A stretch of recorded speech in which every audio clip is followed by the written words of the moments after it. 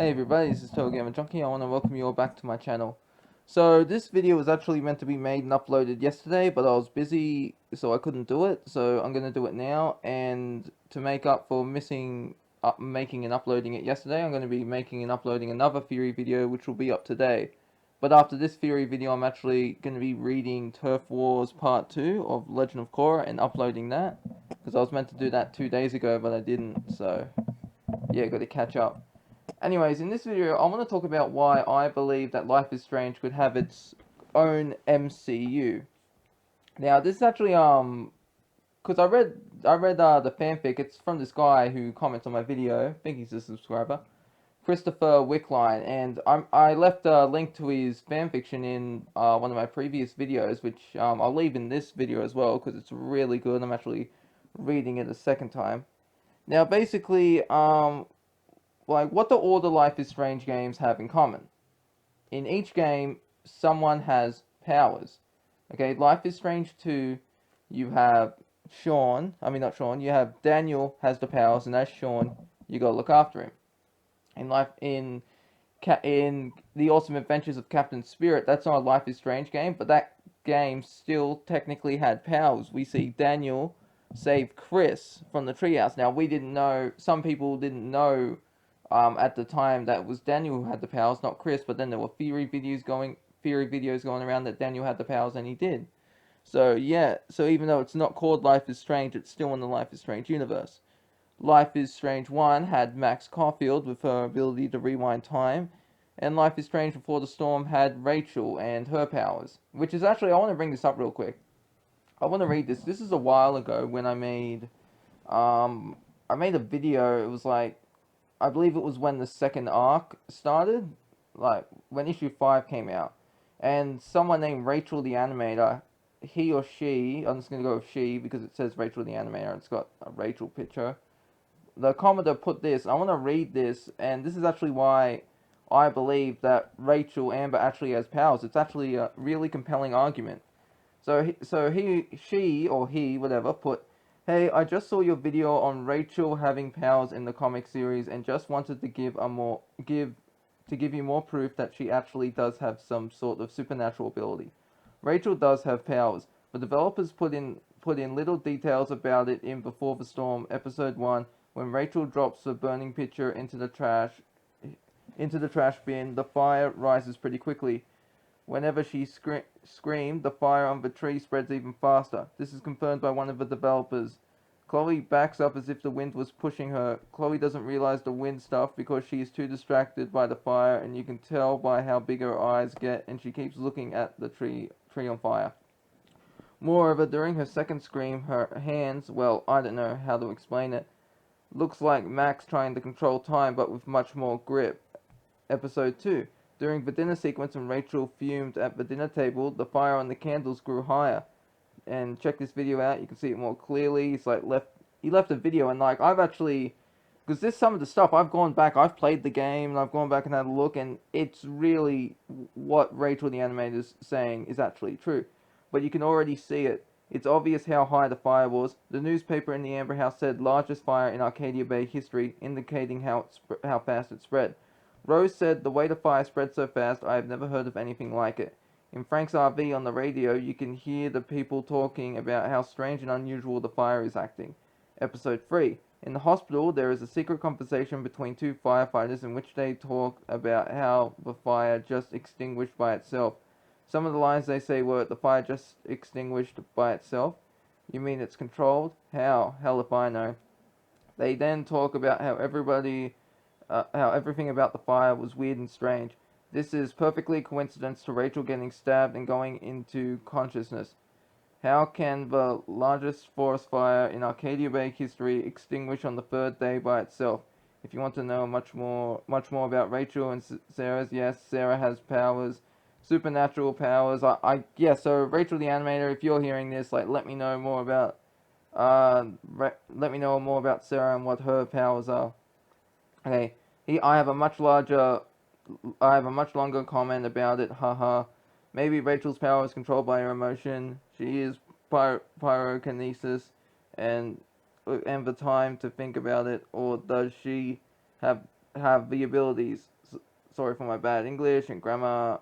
By the way, I love your channel. Yes, thank you for leaving that theories. And I've actually gone back. I've looked over this stuff with in episode 1, 2, and 3, and Rachel the animator is right. These things are actually true because like I can guarantee you 100% in the next Life is Strange game, you're gonna see someone with powers. If they do like another side story like the Awesome Adventures of Captain Spirit, you're gonna see someone use powers, or there's gonna be like a power incident nearby. And like every Life is Strange game, I guarantee you, I'm 100% certain because powers are what drive these games forward.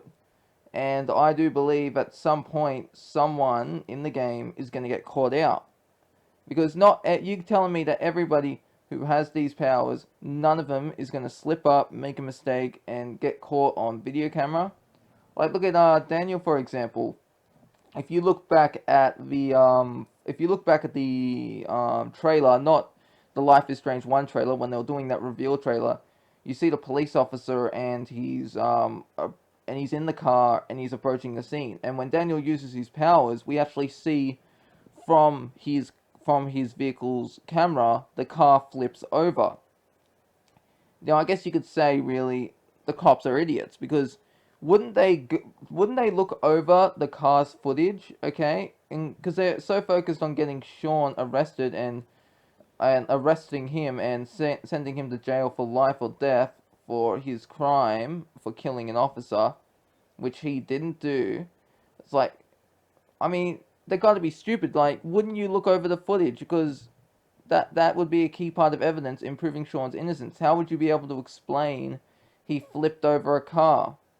And I guess like the government maybe could get involved if they actually did this and they'd be investigating. Like the guy in episode 1, when Daniel uses his powers and the police are investigating him, wouldn't he have told the police that Daniel did something to the store, he made it explode or something? And as for the ending of episode 3, when Daniel went full ballistic and did that explosion in the shed in what was his name? It was Merrill. That's it, Merrill. When we met Merrill, it wasn't in a shed. He had his own house, and it was after Daniel got shot. That's when he started using his powers. I believe he uses his powers in every scenario. Like I don't think he gets shot in every one.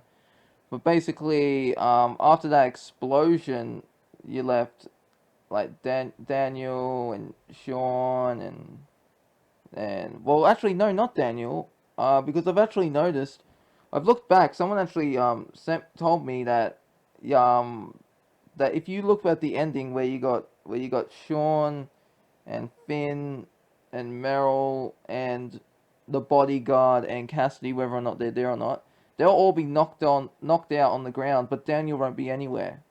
I mean, where did Daniel go? Because I haven't actually seen him, and someone actually made a comment of this. But if you know this, if you know what happens, or you have a theory about what happened to him, let me know.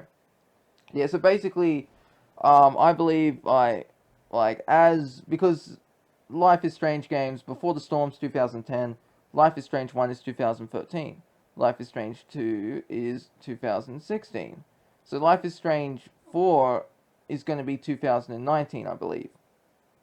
And when that happens, what's going to happen is someone new, protagonist, male, female, hopefully female, because I really think, because like if that's basically like if you look at it, Life is Strange 1 Max female, and you got Life is Strange 2, that's the male character, so it makes sense for Life is Strange 3 to be a female character, and then 4 male, 5 female, go in that order. I'd be okay with that. So if that were to happen, like let's look at this long term. What would happen if someone got discovered with powers?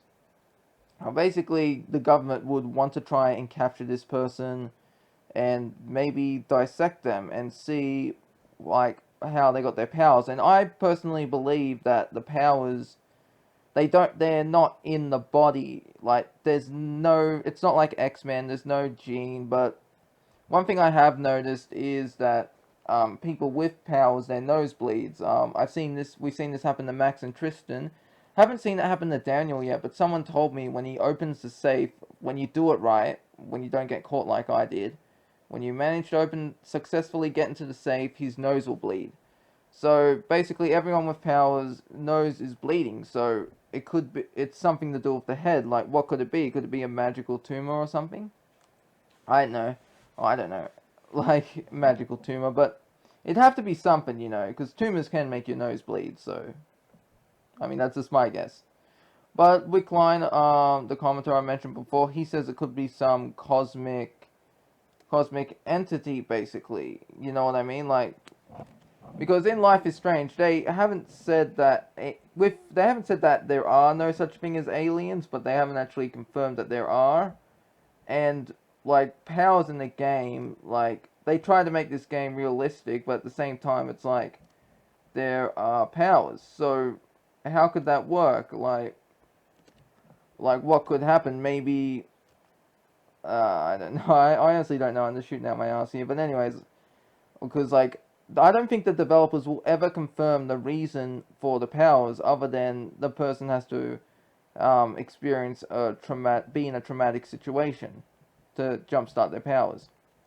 Now, maybe like in future games, if the government ever finds out about people with powers, they end up like capturing a few, and they sort of start to build their own like Avengers type team. You know what I mean?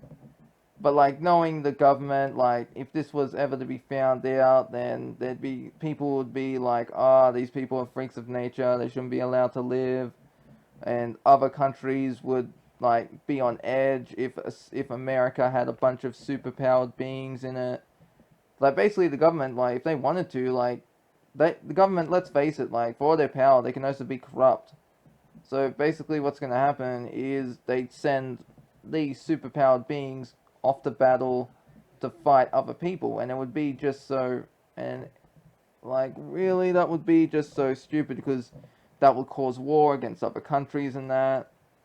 But like I said, like I would be down for something like that. That would be pretty awesome.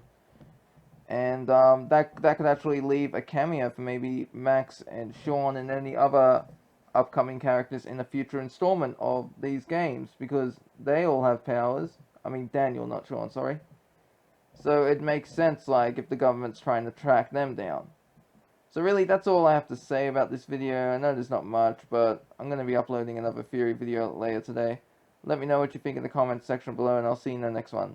This is TotalGamerJunkie, signing off.